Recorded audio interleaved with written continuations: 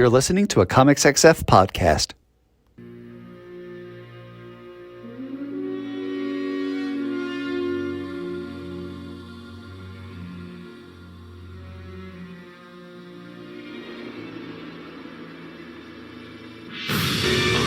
Vengeance. I am the knight. I am Matt Lazowitz, and welcome to this week's episode of Bat Chat with Matt and Will, a Batman ranking podcast, where each week my co-host Will Nevin and I dig into 3 Batman stories, discuss them, and rank them on the big board, thus creating a giant list of Batman stories from best to worst.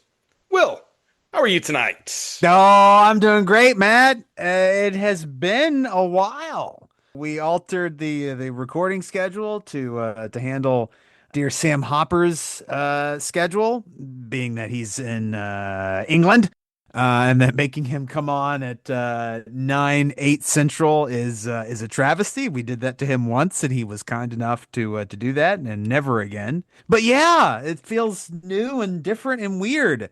And in celebration of that, I bring to you a terrible opinion from Twitter. And this is not even Bobby Two Bucks' fault. This is one I found in my own. Are you ready for this? Ready as I'll ever be. All right. So this is clearly written by a child. Only a child would write this. And this is really the worst part of the internet. The idea that anybody can say anything and they can't be shamed for it. So here we go. I quote, "Is Jack Nicholson's Joker the least memorable of all the major TV or movie Jokers? For all of Leto Joker's faults, people remember him." The facial expression Matt is making is priceless. It was absolutely worth me finding that dumb opinion and having to think about it for a week. That to quote the great detective Benoit Blanc, no, that's just dumb. I mean, if we were to put a list together of all the Jokers, yes, someone would be at the bottom, but come the fuck on. Jack Nicholson, that's an all-timer performance, not just of superhero movies, but of movies. Yeah, no, Leto is the bottom of the barrel. Also, he's got what? 10 minutes of screen time? If that? I mean, I guess Barry Keoghan in The Dark Knight has less, but that was a teaser cameo thing. You mean the Batman? The Batman, what did I say? You said Dark Knight. Oh yeah, I meant the Batman. Yes. We'll fix it in post. Yeah, exactly. But no, that is a you're bad and you should feel bad. I am a firm believer that everyone is entitled to their opinion and there's no such thing as a wrong opinion. I am wrong on that. Yeah. Some of them are bad and you should keep to yourself. Yeah. Again, worst part of the internet. Yes. All right, so that's done and taken care of. Spider-Man, what'd you think about it? I enjoyed it. It's maybe too much Spider-Man. It was a long movie. Yeah. I think you could have probably trimmed out the Hulk stuff. Yeah. And just focused a little more. But it's one of the better post-Endgame Marvel movies. The people are certainly voting with their wallets on that one. Yes. It shows you that it's not superhero fatigue. It's let's put a movie out there that people want to watch and people will come and see the movie. Yeah, that's just basically accessible. Yeah. What you needed to know from the previous Spider-Man movies was explained at the beginning. You didn't have a ton of weird multiverse stuff. It felt like a Marvel story in Marvel New York. You know, he runs across the Punisher, he runs across the Hulk, but they exist in a contained world, not in this sprawling multiverse that requires you to have seen 40 movies.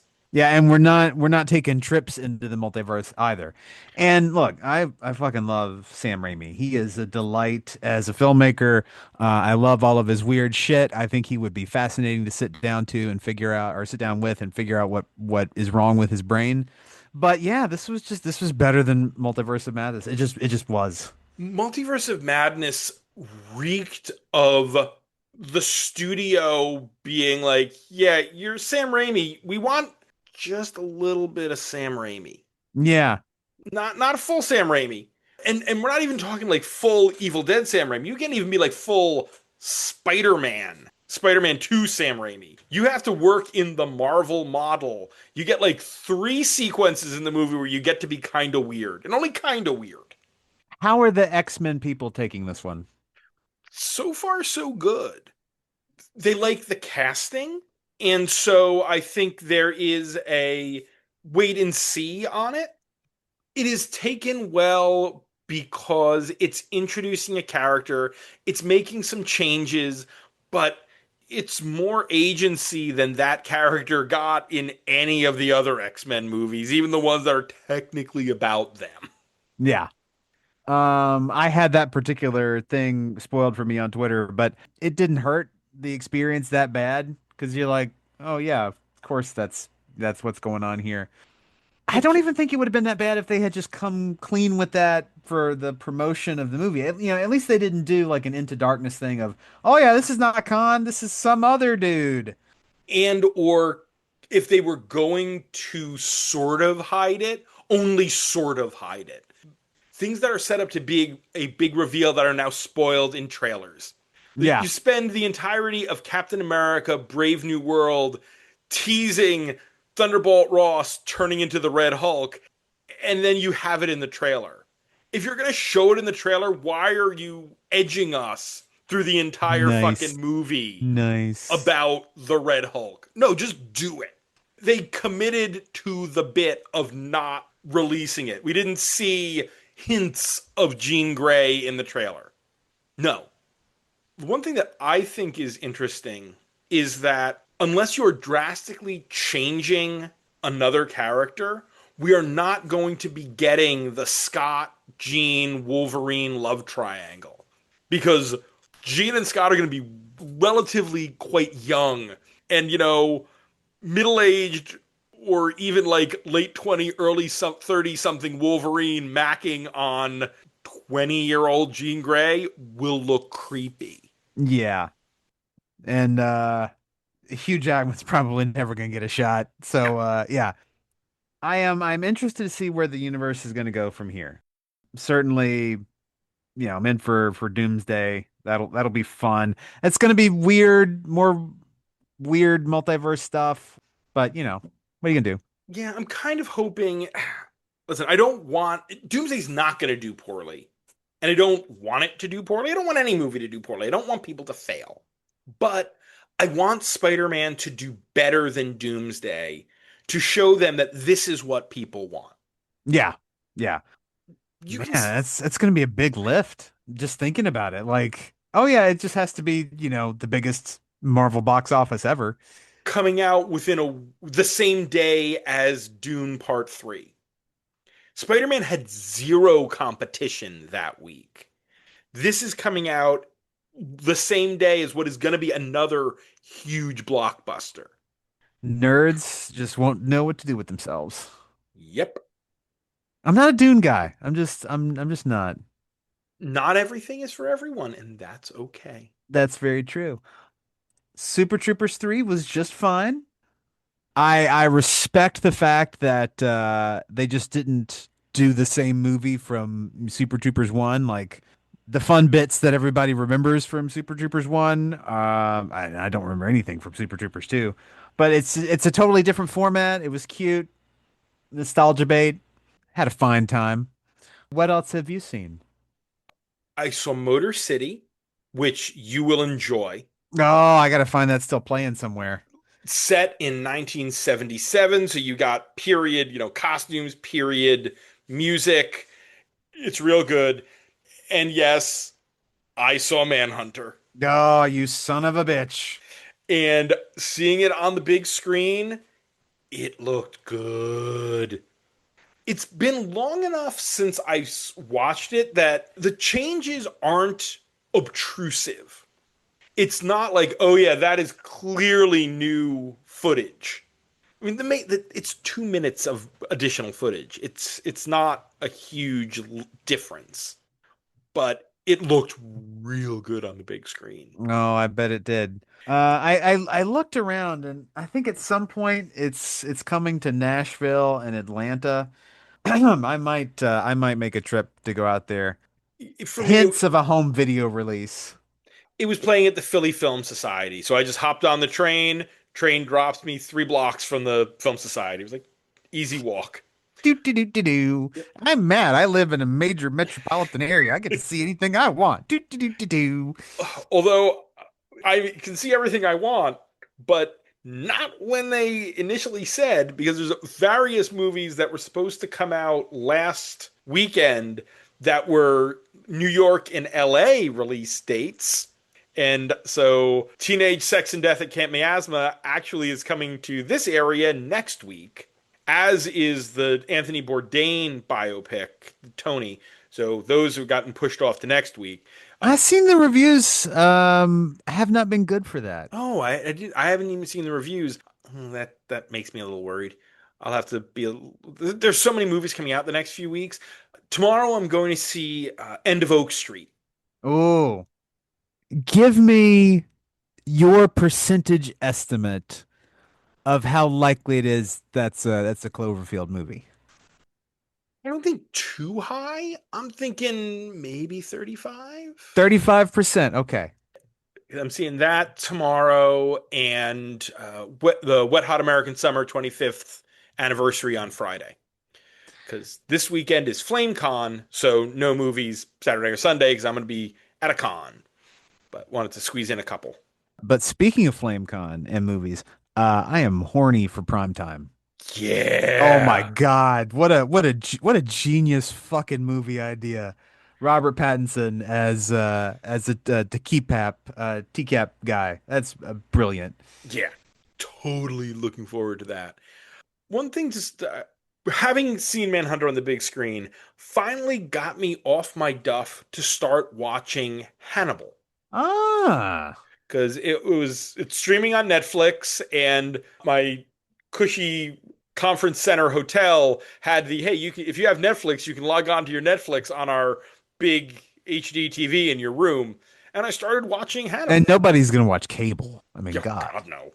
It is fascinating to me that you can see Brian Cox, Anthony Hopkins, and Mads Mikkelsen, and they are all clearly playing the same character, but they are all just different enough. Mm-hmm.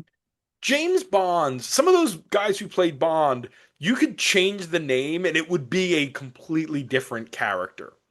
But all three of those guys are absolutely playing Hannibal Lecter. Cox is the scariest. Cox is the one who's most like, yeah, that guy's gonna bite my fucking face off. Hopkins has that, Anthony Hopkins sort of charm to him, and is the most switch on a dime. You never think that Brian Cox is a genial kind of guy. No. Hopkins has moments of being almost paternal with Clarice, and Mads Mikkelsen is playing the devil. But the devil in that the devil can cite scripture for his purpose sort of way. He's just so slick. I'm looking forward to getting deeper into the series. I've watched the first, I think, 4 episodes, and it is not a show to watch with Amber around. She's not big on gore, and Hannibal is pretty much wall-to-wall gore. We got Anthony Hopkins in Red Dragon. It would have been interesting to see Cox in Silence of the Lambs. Yeah, that would have been fascinating. It would have been fascinating to see all three of them do both Red Dragon and Silence. Nobody needs to do the third book. No. That was a case of, and I believe this is actually true, Harris was told, you sold the film rights. We're going to do a third movie, whether you write a book or not. And so he wrote the book almost under duress, because if they were going to use his characters, he was going to at least give them something to work with. Haven't gotten to many movies. Again, there weren't really any movies that came out for me last week. I was really bothered by just how light. Everybody was like, yeah, Spider-Man's still out. We're not going to release anything. My local cinema, when I say my local cinema, I mean the one across from my gym that is not the good one in town. that has not been renovated since it was like a rave back in the day.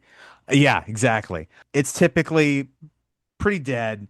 First 2 weeks of Spider-Man, it was fucking packed, like butt to butt. The opening weekend for Spider-Man was crowded all the hell out, and even last week with Super Troopers 3, not many folks there to see Super Troopers, but the rest of the complex is just buzzing. Like that movie really put some butts in seats. My 24-plex, I think 6 screens are Spider-Man, and then at least 3, if not 4, are still the Odyssey. And they're all full. They're all still doing buco bucks. So it proves that people still want to go to the movies if you give them what they want. That's very true. Cinema is alive and well, even as the rest of the world burns. The birth of cinema was escape. And sometimes you just want to go and get away from everything else in 2.5 hours. Speaking of stories about the world burning, Oh, there we go. The way. segue.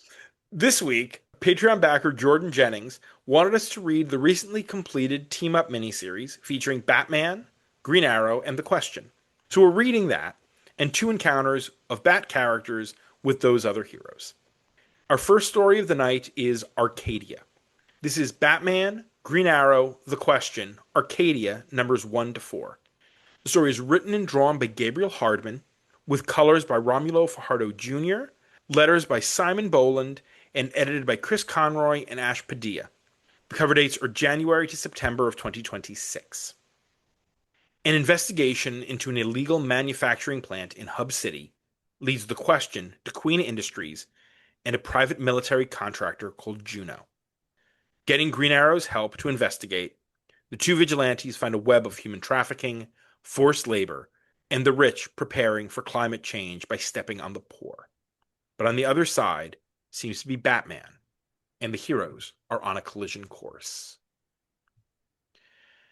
So, a brief reminder for those who might not remember, cover dates are not release dates. Hence, this book did not wrap up next month. This book actually wrapped up back in June, and the cover date is September. Makes total sense. Yeah. Do you know the origin of cover date? Why it is the way it is? The idea is that when you hit the cover date, you take it off the stand. Yes, that it was created for back when newsstands were a thing.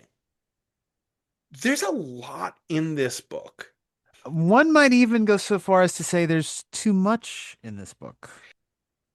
And Bruce is carrying the idiot ball for a good amount of this story. Oh boy, is he ever.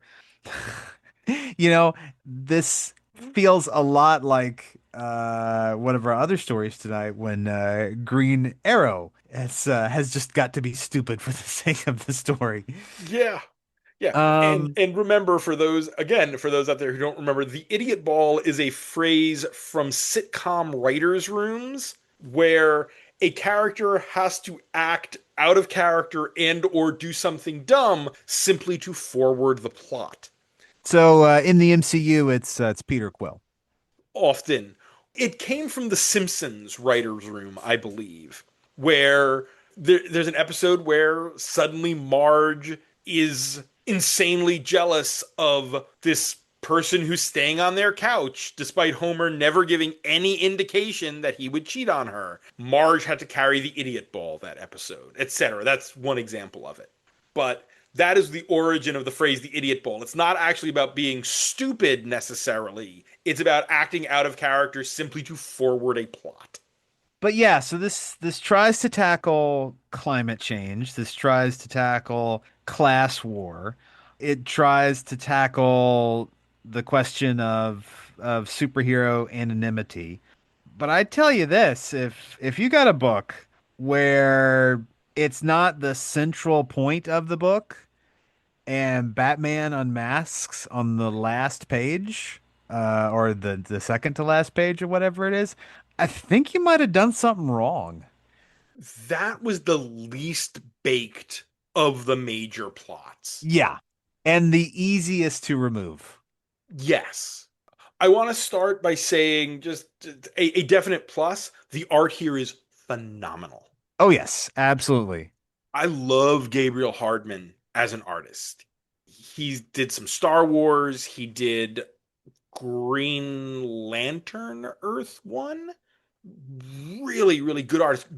Gritty, earthy, and it works so well with this story. I think ultimately this is probably too long, and there was probably too much action, but all of the action that is there is done well. Yeah, oh, the action beats here are drawn really well.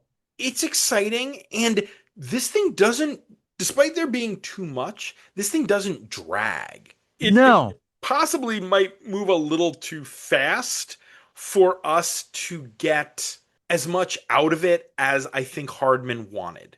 Our corrupt billionaire, Rotha, in the end, we find out that his Arcadia, this floating island that the rich will be able to go to escape climate change, it's a Ponzi scheme. He's failed to create it, but he's getting investors so he can try to make up for his losses. But And that would be a thing that you could focus on in a book, right? Just investment scams. but that only becomes obvious at the very end. Before that, it seems like this might actually be a legitimate deal. And his corrupt PMC, private military contractors, PMC, Juno, there are multiple lines that are very clearly broadsides at the US government's ICE recruiting. But again, it's just sort of there. The central plot that gets the most focus on is the class warfare. What Rotha is doing to these people who are, at best, indentured servants and at worst, completely enslaved people. And what they are trying to do to get out from under, or what a small group of them are trying to do to get out from under. I think a more interesting version of this story is one that is more focused. And if you want to directly go after the billionaires in what amounts to basically seasteading nonsense, go after it. Like don't do a story about this guy trying to build Arcadia and exploiting labor in the process of building it. Do a story about how, oh, he's declared an independent sea state and he's exploiting workers there, and Batman goes to blow it the fuck up.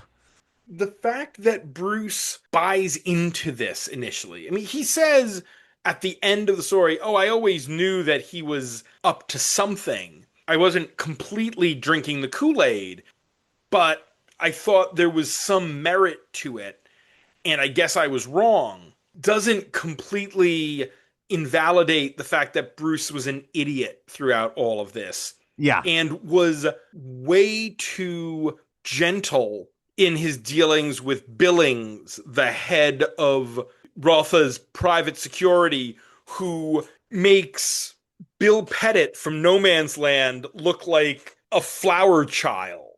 Could I please have access to your files? Please. He's Batman. He's just going to break in. If he thinks that there's something going on, he's not going to ask questions. He's just going to do it. Would you please help me as I investigate, please? And if Bruce knows they're up to no good, why is he asking at that point? Yeah, that was some weird characterization. And especially how basically everyone else just seems to think that he's, one of Rafa's goons. That's weird. Question is probably the one who is most in character, is most what I'm used to from Vic Sage. He's kind of a tool. He's dedicated to exposing the truth at the sacrifice of everyone around him. And he's kind of a jerk. When he's talking to Ashti, the head of the people who are trying to get people off the island, and he admits that he's really here not really to expose the truth, but because he kind of feels bad because he was sort of responsible for the death of one of her friends who was operating against Rotha back in Hub City. Yeah, no, he doesn't know how to really people very well. No, that's another thing that the book tries to bring up, like tries to talk about media, tries to talk about how we perceive truth and all that. But if you're gonna do Batman unmasking in the end, if you're just dedicated to it, like Vic had the end. Like Vic had the punchline for this book to go out on when he says, "Oh yeah, nobody's going to believe it." Right? That was where you end the book. If you want to do that, not on the next page Bruce Wayne at a news conference, talking about like, "Oh, I've decided deception is no longer the way to do this. I'm Batman." Like you had the pithy ending and you walked right past it. And I don't 100% know why Bruce decided to unmask. It has to do clearly with Rotha saying that you're one of us. I wasn't going to reveal your identity. But that seems not the most logical reason for Bruce to just decide it's time to unmask with all of the complications that will come along with him unmasking. To prove he's better and different than Rotha, just continue to do what you do, and you're clearly going to prove you're better than this guy. And I mean, there should have been some discussion with Ollie, right? Like, where do we go now? What can I do? Ollie says, "I'll help you." Like, right? We can figure this out together. Like, there should have been a better attempt at just bringing that story full circle, because they had argued about it. It felt unnecessary and rushed. I like the angle on Oliver, the washed up hero here. We'll see a different take on a washed up super person in another story tonight. Which But is delightful. yes. But here it puts him at a nice counterpoint to Batman. He's what Bruce theoretically would never be, at least at the beginning of this story. The guy who's kind of given up. We all know that Batman is many things, but he's never going to give up. And even in the end, he doesn't give up. He reveals his identity, but he's clearly doing this for reasons. But Oliver starting this story at a place of complete hopelessness and loss makes for a better contrast with Bruce. Doing bar tricks. That's Yeah. pretty fun. Hey, you didn't hit all of them. I hit enough of them. Shut up. I like so many of the ideas here. Oh yeah, yeah. A book that certainly tries to make political points, a book that has aspirations. Like we have always loved something that tries to do stuff, even if it is not ultimately successful in the end. This book certainly has its heart in the right place, I'll say that, but it's at the same time too much and not enough. All of these ideas don't get fully explored, and yet 4 issues felt like too much. It really did. I think that this would have been a good, sharp 3 books, 40 pages, 35 pages.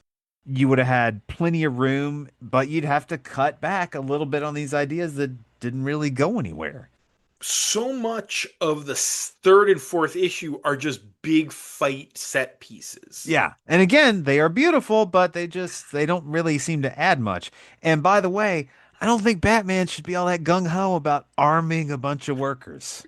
Oh, yeah. They multiple times call out the fact that Bruce isn't using any of the guns. I mean, the one gun he picks up, he uses as a club. But he's still passing out weapons to people. Yeah, that seemed out of character as well. And also having people set up explosives to create an avalanche on top of the Juno security people. People are dying, and it's Batman's fault. Yeah, that's definitely a storytelling problem that should have been addressed somewhere. Like, yes, certainly it's Black Label. You can do different things. Editorial's got to come in and say, like, look, no, Batman's not going to do like literally 2 armies going up against each other. This is not war. This is something else. That was a strange, very strange choice. You know what I think Hardman could have done a really good job on, not necessarily with this story, but maybe a follow-up. I would love to see a Rashomon style story. 3 issues, one from Bruce's point of view, one from Oliver's, and one from the Question. Because even if this isn't necessarily my take on Batman, I think both the Question and Green Arrow are really interesting takes on those characters. And I think you could have cleaned up some of the stuff with Batman, and just seeing a set of events from each of their points of view would have made for something different. And again, it might not be this story. Maybe give Hardman another 3 issues and let him do something like that. But I think each of these characters had very distinct voices, even if I didn't necessarily agree with the voice that he gives Batman in every moment. Yes, I will certainly agree with that.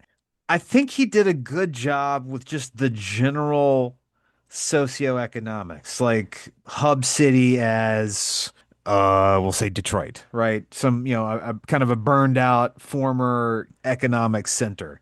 The story of that still being a place of exploitation, of exploiting the economic conditions, of exploiting workers. I thought that was a good story for now.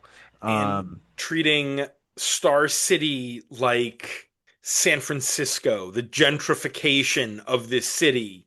Again, would have been nice to have spent a little more time with the distinctions between those different cities.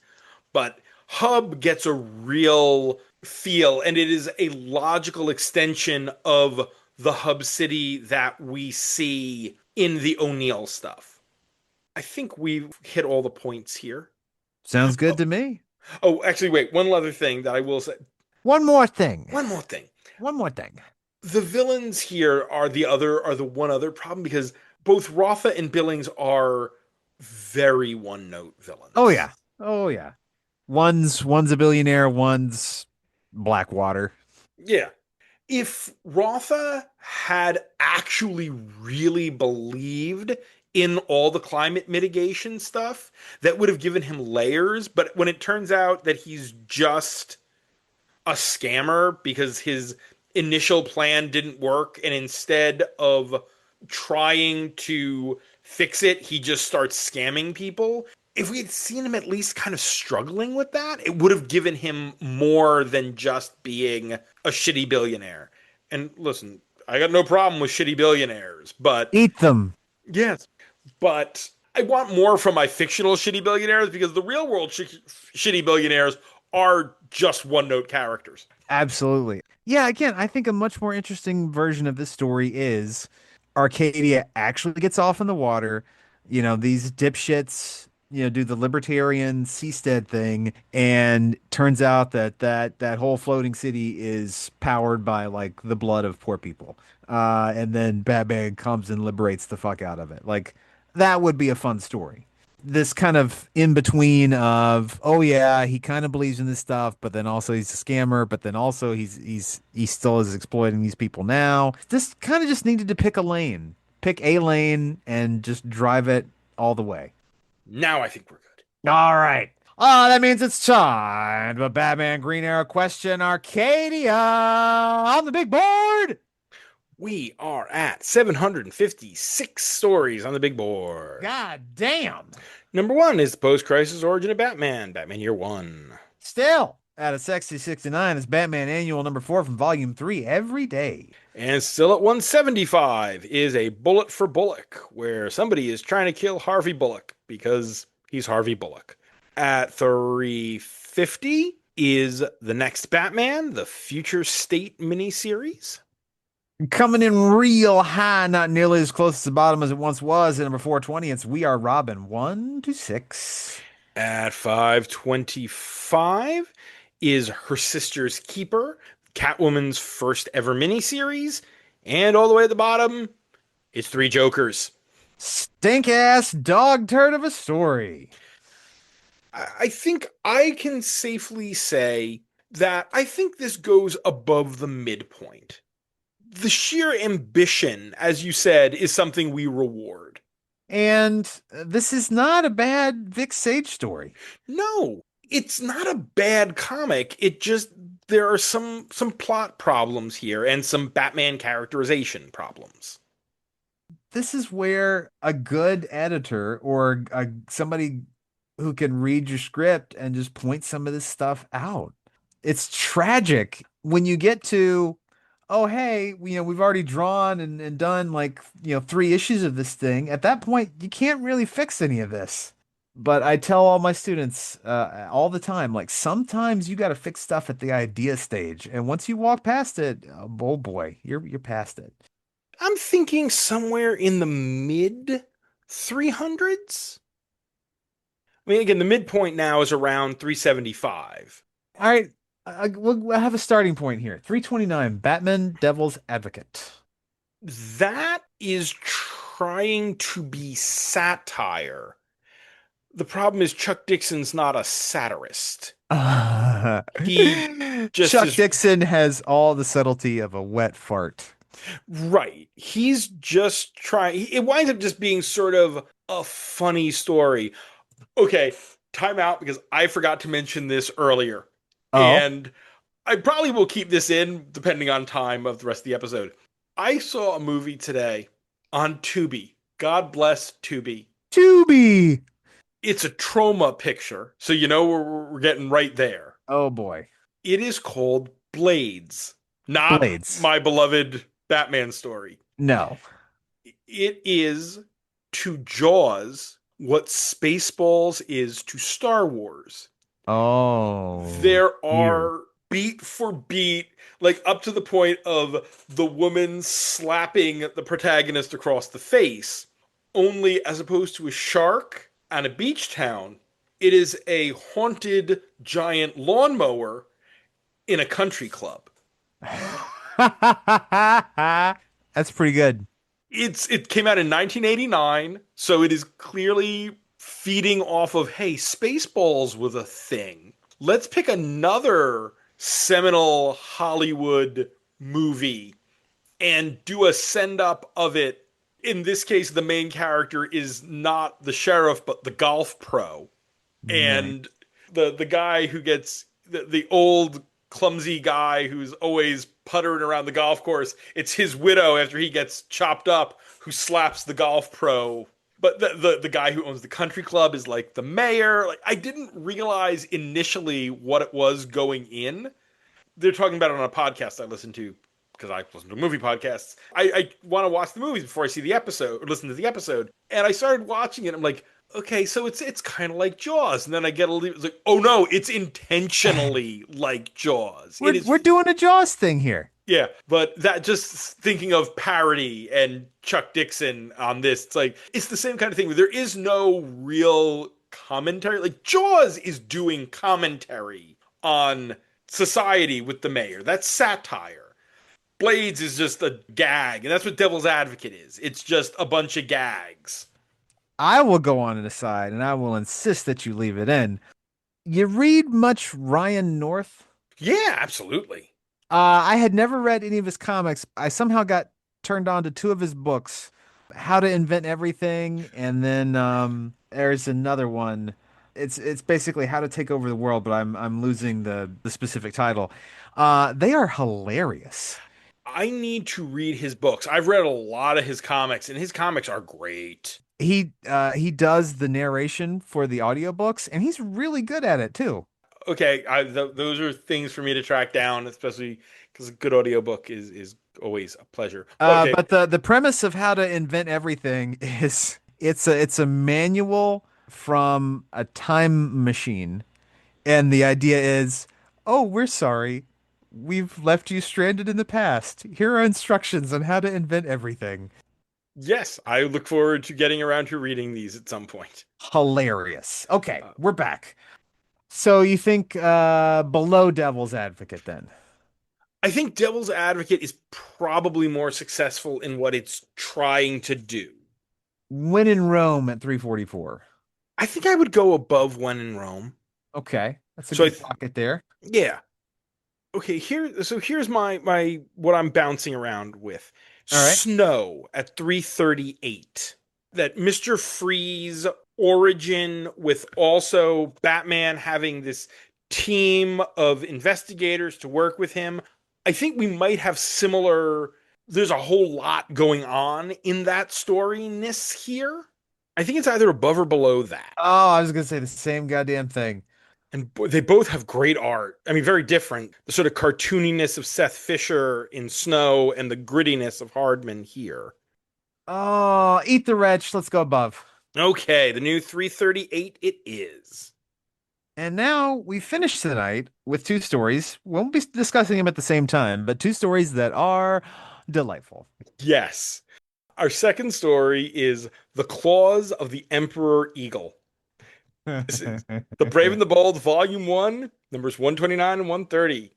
The writer is Bob Haney. So Woo, Bob Haney! you know what we're in for. Art is by Jim Aparo. No colorist is credited. Letters were also by Aparo, and it is edited by Murray Baltanoff. The cover dates are September to October of 1976. Green Arrow has sunk his last dollar into buying a historical artifact, the cursed Emperor Eagle. On his way back to the States with it, the plane is hijacked by Joker and Two-Face. Batman and the Atom go to his rescue, but the curse of the Eagle, and Arrow's own obsession with it, might be as deadly as the supervillains holding him.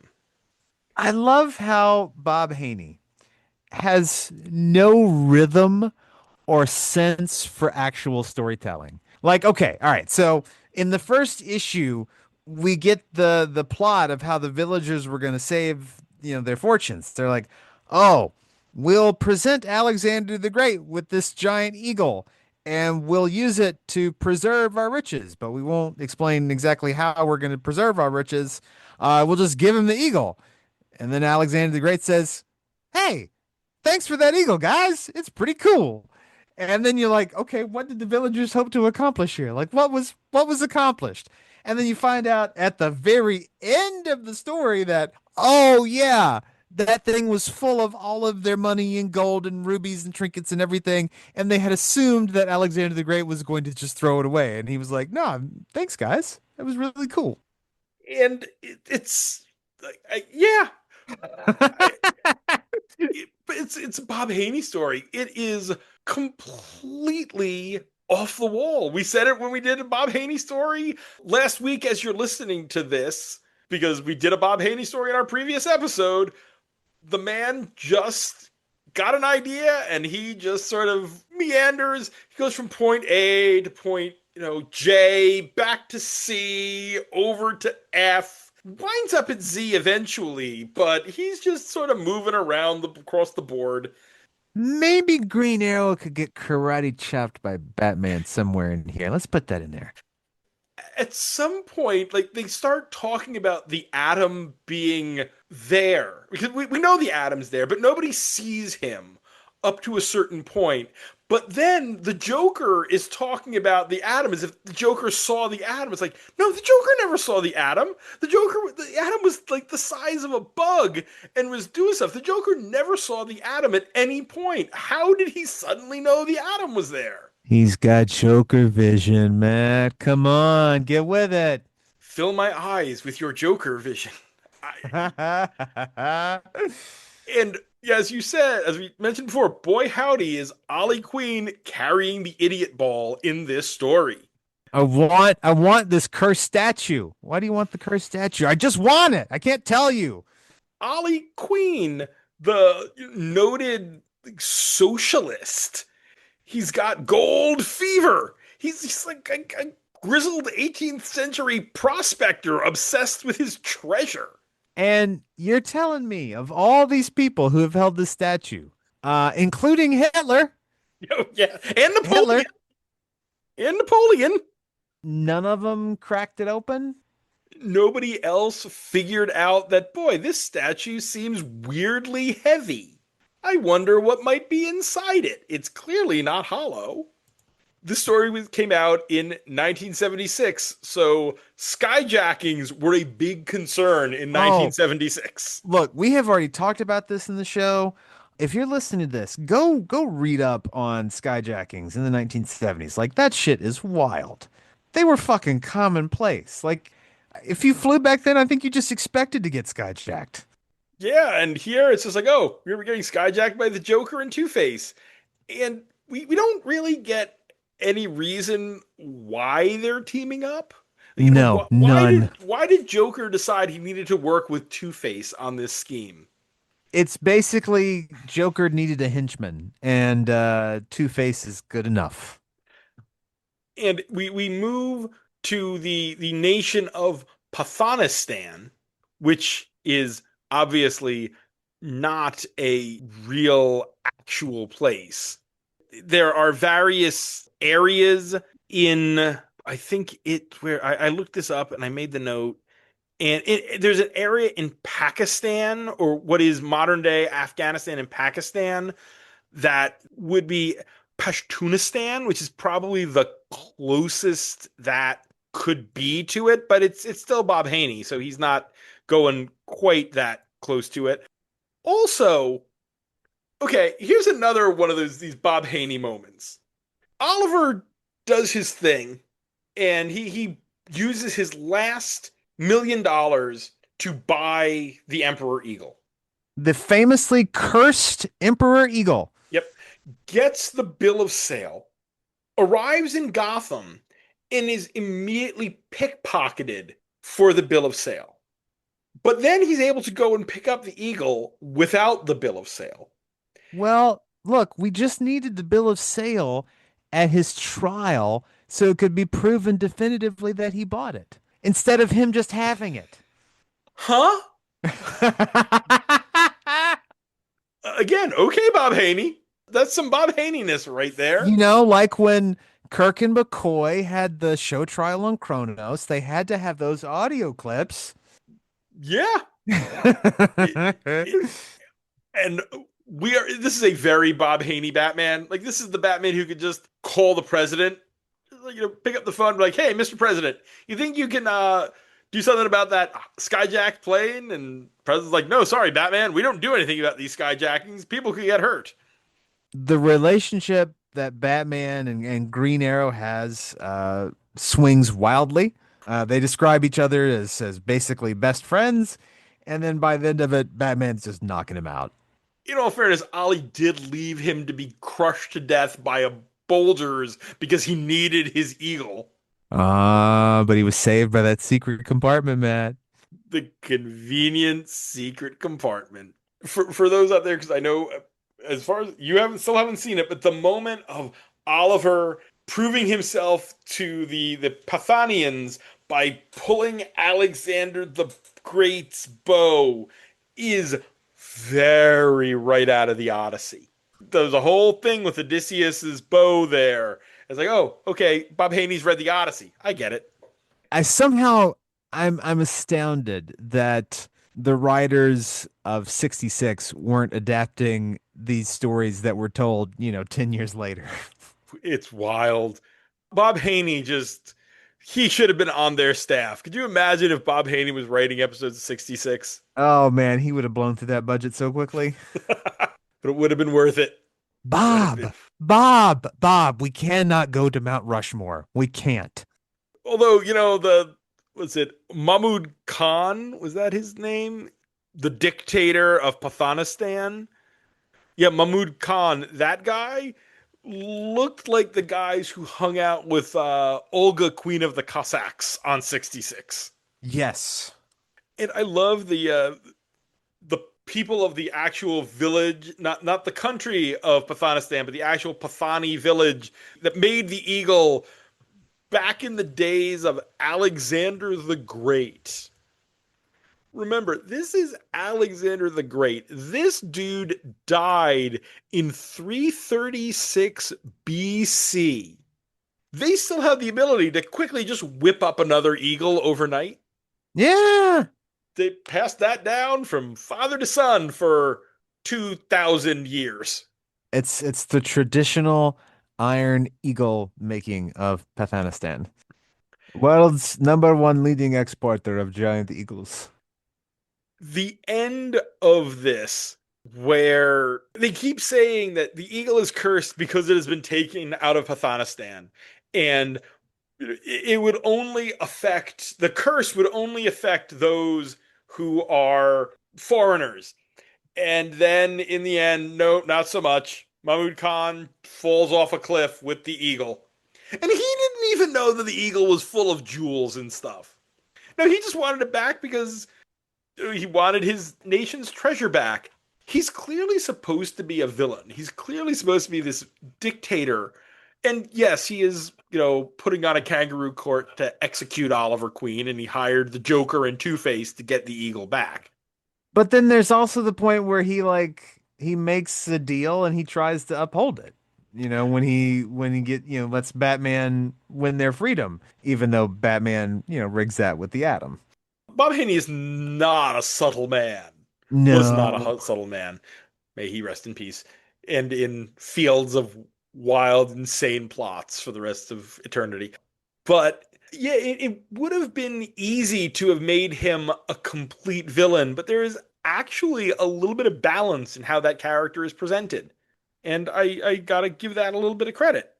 But yeah, I mean, the Pathanistanian people did give the statue to Alexander the Great. It's not like he took it. Why are you that mad about it, you know? I think any number of nations feel pretty suckered by, yes, let's give these colonizers some of our treasures. And oh, yeah, now they're all in museums. Yes, yes, yes, yes. The British Museum of History should be looted and burned. Agreed. Yes. Let's move on. And I don't entirely know. I mean, yes, the atom serves various plot purposes here, but he's just kind of there as a plot device, Yeah, he's there to be small, tiny. but fierce. Yes. Look, he might only be like an inch tall, but he can punch with the strength of a 180-pound man. Yeah. At what point in the story does Oliver cross the line from obsessed into complete raving maniac? Is it when he possibly lets Batman get crushed by boulders? Or is it later when, while going across a river with the Eagle and the Atom and a couple of horses, he cuts the bridge so they plummet into the raging river below, counting on the buoyancy of the horses and the cart to let them escape? That's a tough call. Yeah, I think it's probably the first scene where he's just, hey, look, I like Batman as much as the next guy, but boy, he's definitely dead. Adam, I'm gonna let you take care of this. I'm gonna go follow that there Iron Eagle. We need to hear from our resident Green Arrow expert, Josh Wheel, on how this story reads to him. Because Like a fever dream. it's Bob Haney all the way through. Yeah, I think the moment that I knew I was in for a wild ride was the second or third page when it turns out that the previous real owner of the Eagle was Hitler. Yeah, Was Hitler. Whenever Hitler comes up in your DC comic, boy, you know you're in for a good time. okay, Napoleon, la la la la. Other people owned it since then. That Hitler. Okay, yeah, we're this is gonna go places. And the guy who just signed it over got it from Hitler. Yep, How do you get something from Hitler? I don't want to know. No, you can't go to Hitler's yard sale, right? You're not picking something up casually. And this story did not need. Not only did Joker not need Two Face's henchmen, this story didn't really need Joker and Two Face. No, they don't get to do much Joker and Two-Face stuff. No, they're just kind of there. Other than was it Two Face being Oliver's prosecutor, Joker being his defense attorney, and the Pathani court, and Joker just going, "No contest, he's guilty." Excuse me, that's ineffective assistance of counsel. A little bit. And I do like the end.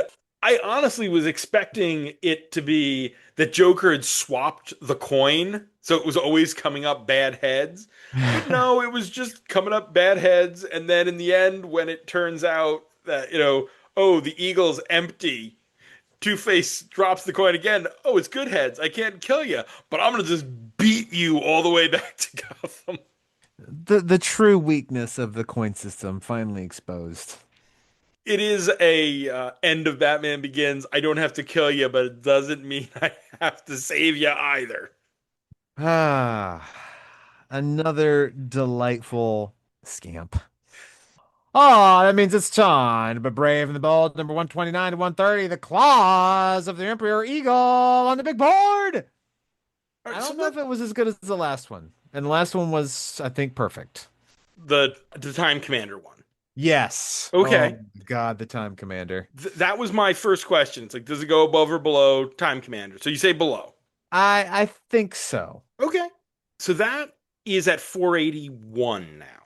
We have another Bob Haney, another one where he actually uses the Joker at 497, alias the Bat Hulk, where Joker, Riddler, and Penguin expose Batman to weird chemicals that turn him into a criminal Bat Hulk. Huh. Where'd That you say that was? 497. Yeah, it's probably not better than Bat Hulk. Okay, so we'll keep going.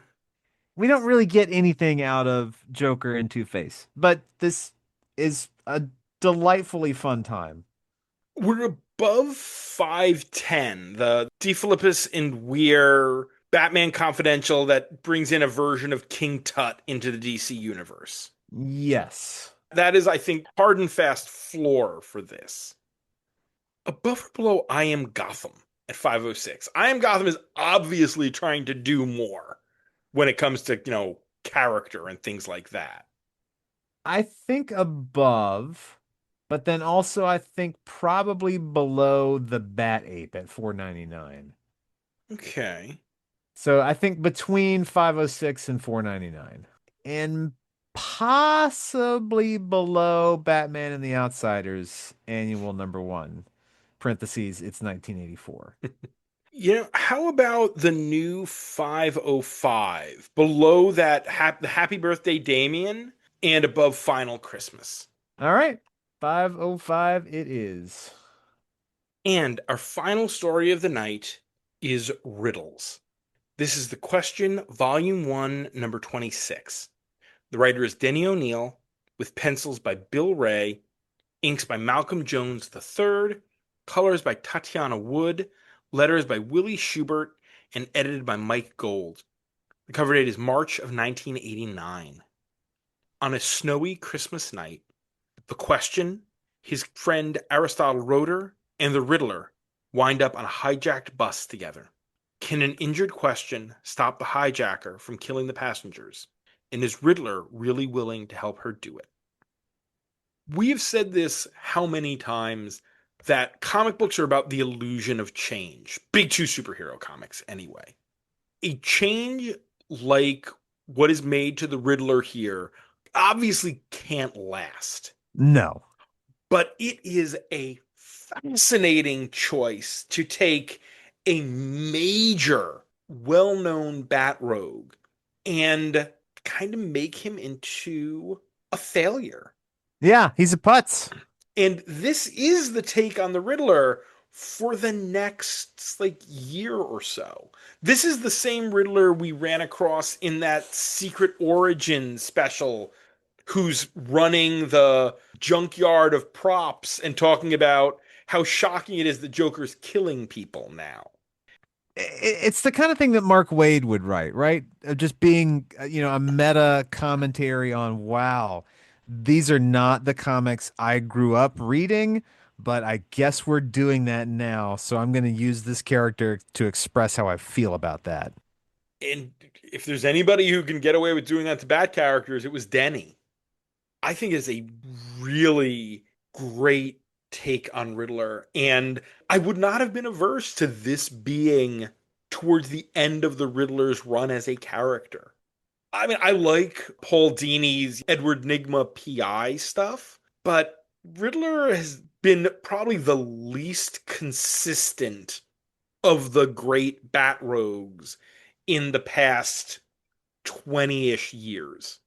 The sideburns have definitely been a mistake. Every story in which he has sideburns has been a mistake. The fact that at the beginning of this story, he's gotten so sedate and sort of boring in his riddles that Gordon figures it out and just shows up at the prison and is like, yeah, I figured this one out. A good rookie could have. The DA isn't even going to keep you. The guy who brought you in didn't read you your rights. We're just going to let you go. Just stop doing crime. You're just going to get yourself hurt. Stop, Eddie. Just stop. By the way, Matthew, what Christmas tree is always neat and tidy? It's not the fir tree is the one that's always fuzzy. Mm-hmm. Oh, I didn't even I glanced over that riddle, and I'm obviously now that I'm on the spot and completely blanking on what is an obvious answer. Oh well, I mean, I had to look it up because I wasn't gonna not know the answer to some riddle. Is a spruce tree. Of course it is. Yeah, Of yeah. course it is. Then we get Riddler on the bus, and we have him sitting next to what starts out to be, oh, okay, he's sitting next to a sex worker, and she's there, and she's headed to Hub City because it's the only place worse than Gotham. And there's always, it's the oldest profession, and there's always work in big cities. But then just seeing Riddler, who is just sort of sad and washed up and is shocked when she, starts just killing people. He's perfectly fine to be, working with her when he kind of thought this was a heist. But the minute it becomes, we're gonna kill everybody, he looks shocked when she kills the first person, Yeah. when they don't get his riddle right.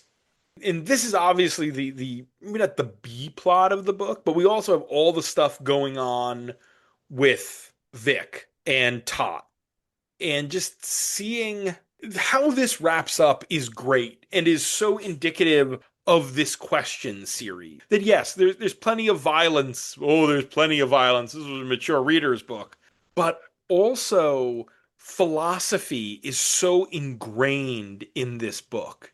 And Vic more or less beating Riddler by presenting him unanswerable riddles, the riddles of existence. Why do good things happen to bad people? If there is a God, why do bad things happen? And if there's no God, why do good things happen?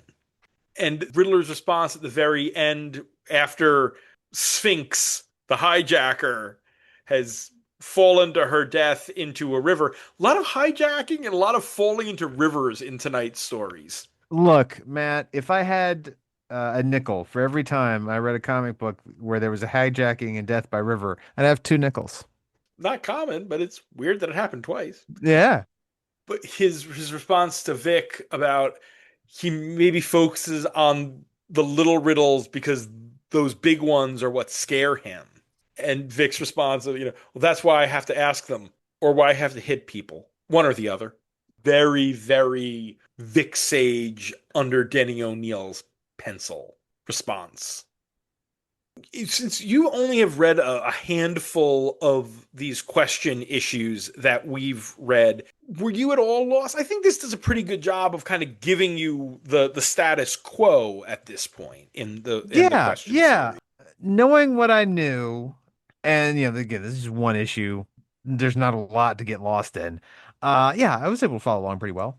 I know There's not, Vic, I know Tot, right? That's all you really need going into this. yeah, Myra, who was his love interest in that first story. Okay, she's in a coma, and there's the cop Izzy, who's the dude who we saw. Myra and him showed up in the Hub City issue of Crime Bible. She was the mayor, and he was the cop in that issue too. So we've seen them in a couple places as well. But yeah, it seems like, oh yeah, Hub City's a terrible place. Hub City is what Gotham would be like if Jim Gordon never came to Gotham. Ooh, that's bad. Yeah, exactly. This is just a really, for a one issue story, this does so much character work, both showing you what a obsessed mess of a person Vic is, and giving this view of the sad state of the Riddler.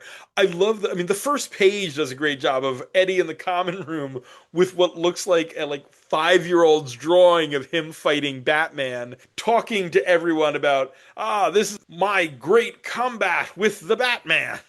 I almost had him. Again, we talked about it, but he's so sure that it's Batman who's coming to talk to him, and no, it's Jim Gordon just there to pat him on the back and say, just cut it out, Eddie. Take the piss out of him with every single thing out of his mouth. It's so sad. I know your real name is Edward Nashton. Just cut it out with the Enigma stuff. You're kind of a loser, bud. The art really, really worked for this story. Yes, especially just bringing out the facial expressions of Riddler and both his bleak sadness and perplexity at when the stuff on the bus really starts to kick off. All the stuff with Vic. Yes. Very, very strong art here. Ray is not the regular artist on this. Most of this series is Dennis Cowan, but this was a good fill-in choice. It's also it doesn't look like Cowan, but it's in the same school, the same world as Cowan, so it's not a complete throw you out of the book sort of thing. And Malcolm Jones's inks work really well. He was I won't necessarily say best known, but the thing that I know Jones best for is working with Kelly Jones. He inked a lot of I think inked a lot of, if not all of Kelly Jones's run on the Sandman, and I think did at least one of the Batman Vampire. Yeah, he inked Red Rain. Ooh. Yeah, he inked a bunch of Question and a lot of Kelly Jones elsewhere. So a very talented inker, and those heavy inks work really well with guys like Kelly Jones and with Ray here as well. I love this Question series, and I think we've covered pretty much everything we can from it for this show, except for the first appearance of Harold. That counts. Harold became a Bat character. Absolutely. We will eventually do a Harold episode, and we will cover the one issue of the Question that Harold is in, his first appearance. But, I guess actually we could probably cover some of the stuff with Lady Shiva in it. Shiva's pretty much become a Bat character over the years.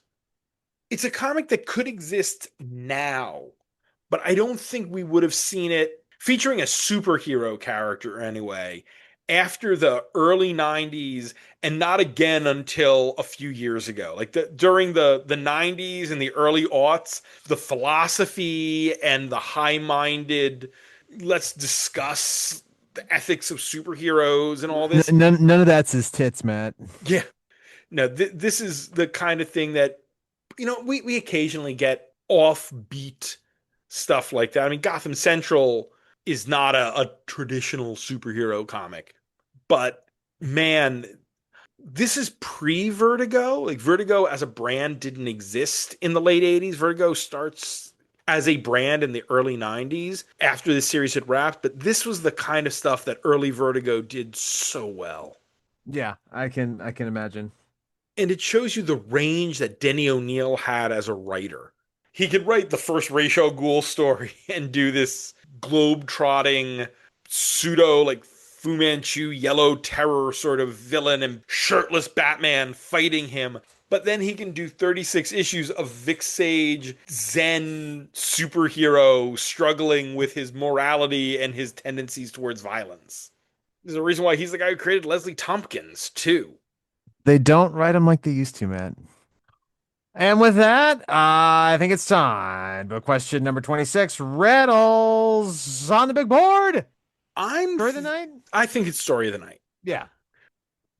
Okay, so our other two stories from this run are the first four issues, which is up at 118, and the Batman Green Arrow Question annual crossover, Fables, down at 211. This isn't cracking the top 200. It's good. It's very good, but I don't think it cracks the top 200. Well, how do you feel about it in relation to Fables then? I don't think it quite hits Fables, but I don't think it's that far off either. I will give you a floor. Okay. I think the floor is 227. Last Ride, that Zdarsky Justice League miniseries. Good, solid Justice League story, some really good Batman in there. But I like the one-offness of this. I like a lot of what's going on here. How about I throw a number at you? Hit me. 221. Above JL versus Godzilla versus Kong. Below 66 volume 3. Oh, you bastard. Hmm? Of course, I'm going to put it below 66. I mean, would you put it above?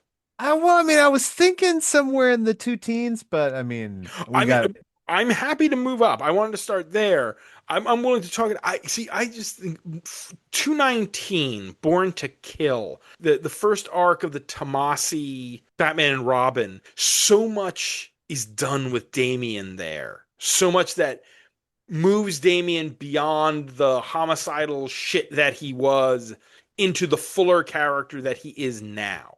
let's do 219. We'll put it above Batman Okay, 66. 220 Yeah, below. 220. Yeah. Okay, I'm good with that. In my head, I was kind of like, Will might want to go put it below 66, but I am perfectly happy to put it above. I love that volume of 66. Don't get me wrong. Facebook has been trying to sell me a 66 omnibus. Ooh. Very tempting. And that does it for tonight. Next week, we're just having some fun and dipping back into some of the Batman Intercompany crossovers. Remember, you can support the podcast on Patreon at patreon.com/batchat with Matt and Will, where you can get shoutouts, bonus content, pick a story, and even come on the show. We'd like to thank those Patreon backers: Dan Grote, Josh Wheel, Mrs. Abigail Hartbaum, Asma Fangirl, Tony Thornley, Go Aggies. Sam Hopper, Go to bed, Sam. It is so very late. John Wickham, John, you beautiful baby, you. Tim Rooney, Giorgio Sergioli, David Wheel, World's greatest gray belt, Alexander Wheel, Matt McThorne, McThorny. Dan Offer, Danny boy, the pipes are calling. Nate Randell, Daniel Mosley, Ross Holmes, Mr. Random Ace. Will Crisp, Me compadre. Carlos Cordova, Jordan Jennings, Charlie Etheridge Nunn, Sean Shambly, The Final Wraith, The scariest wraith. Kyle Still, Still the one. Carolyn Smith, Sweet Caroline. Ba ba ba. and Elle the Kaleidoscope Man I see such wonderful things. for their support. This show is available on Apple Podcasts, Spotify, Amazon Music/Audible, YouTube Music, Podbean, and on comicsxf.com, where new episodes drop every Thursday. You can find me on Blue Sky, where I talk about comics and other random things, and Letterboxd, where I review all the movies I watch, both at MattLaz1013. And you can find me at the good place and the bad place at Will Nevin. And look, I'll tell you this. I don't know when you're going to listen to this, but tomorrow, we record this Wednesday night. Tomorrow is Thursday, and I'll tell you the one thing I do every Thursday now. I sit down on my couch at 7 p.m. Central, and I watch InfoWars every week. The new and improved InfoWars.